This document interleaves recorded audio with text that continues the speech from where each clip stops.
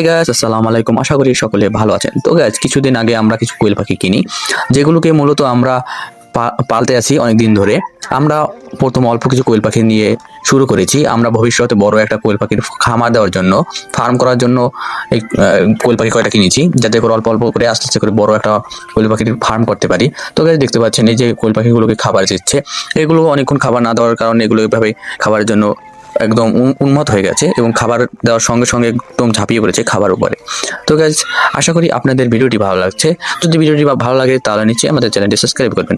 আর এরকম ভিডিও পেতে হলে আমাদের চ্যানেল জুড়ে থাকবেন, কমেন্ট করে জানাবেন এরকম ভিডিও আপনাদের পছন্দ হয় কিনা। আর এই যে ছেলেটা কি দেখতে পাচ্ছেন, এ হচ্ছে আমার মামাতো ভাই, এবং আমি এর ভিডিওটা করছি পিছ থেকে, যাতে করে আমাকে নাকি এখন ভিডিওতে দেখা যাচ্ছে না, যার জন্য। আর গাইজ, দেখতে পাচ্ছেন আমাদের কোয়েল পাখিগুলো অনেক সুন্দর সুন্দর, প্রায় 3-4 হালি।